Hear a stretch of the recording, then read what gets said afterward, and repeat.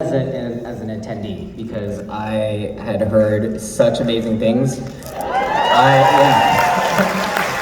You did that at San Diego as well. Yeah. I found you in the street. You did? I found you in the street. I think that's probably my favorite con story ever. That was my first year, I'd done 3 episodes of Supernatural by that time, but only 1 had aired. I had completely shaved my head, and I looked very different. I didn't expect anyone to recognize me. And 3 people did, and one of them was Mark. That was 250,000 people in the streets walking away saying, "Oh, Rick, we're going this way." Well, you had that line, which still cracks me up to this day. He's like, "This just proves you don't all look alike." I'm like, Mark, thank you. We had worked together for 1 day. Of course. You had that effect on me, my friend. I love how safe. That's the weird thing about Supernatural is that Because it was such a beautifully well-run machine, it really was for so many years. When people came into it, they were embraced and immediately felt part of this family, this thing. And it's wonderful when we go to conventions, and when you went to your first conventions, and first time you ever did conventions for Supernatural, it was just like being embraced again by the audience is the most fascinating thing. But you've been to DragonCon before. What's different about DragonCon than any other con? For me, it was such a fan-centric convention. I felt like at that time, San Diego Comic-Con was getting a little bit too big, too commercial, and most of my friends in real life were con attendees, and so they were always talking about DragonCon. I was really into cosplay. I'm like, well, sounds like I got to do a pilgrimage to DragonCon. And I did 6 days. It felt like a marathon. I did just as much night stuff than I did day stuff. I don't think I slept. It was crazy. There was 7 of us in a hotel room. I think I was in the bathtub at one point. It was crazy. I have been wanting to come back ever since, and I canceled this appearance twice already this year, but I'm glad it worked out.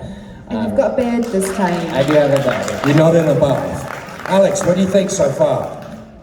I'm about to see tonight, is what I'm going to say. I'm absolutely blown away by the cosplay.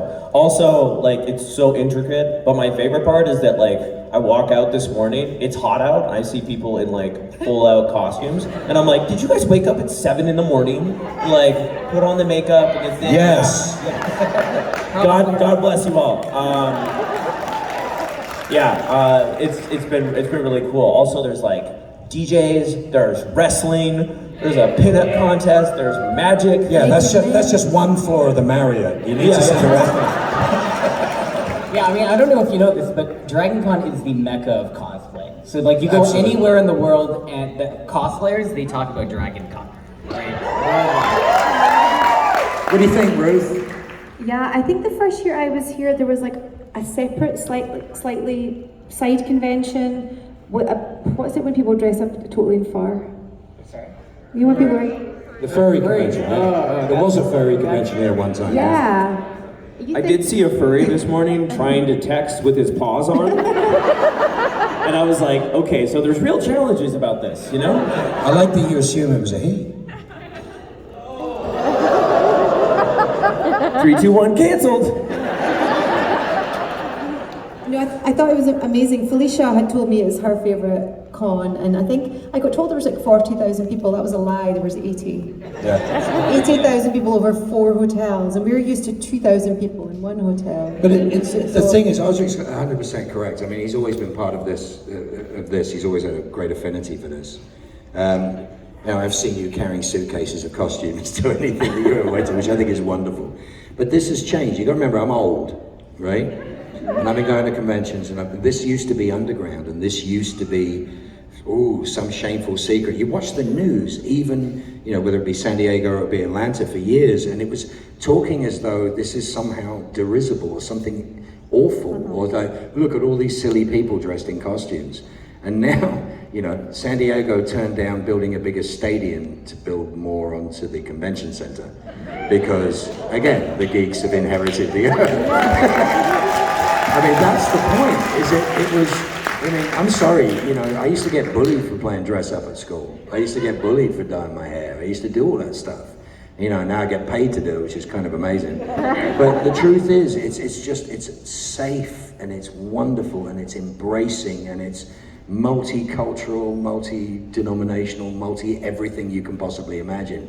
It's the most forgiving and kind groups of people I've ever encountered in my life, you know, and I've worked in other industries and done other stuff.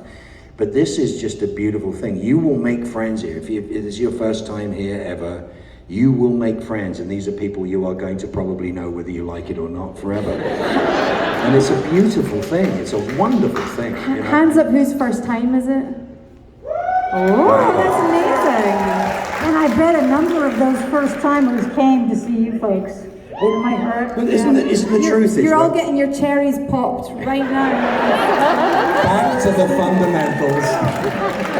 But Osric, isn't it true? It's like you come here, you're not on the outside, you're instantly on the inside, right? Same with... And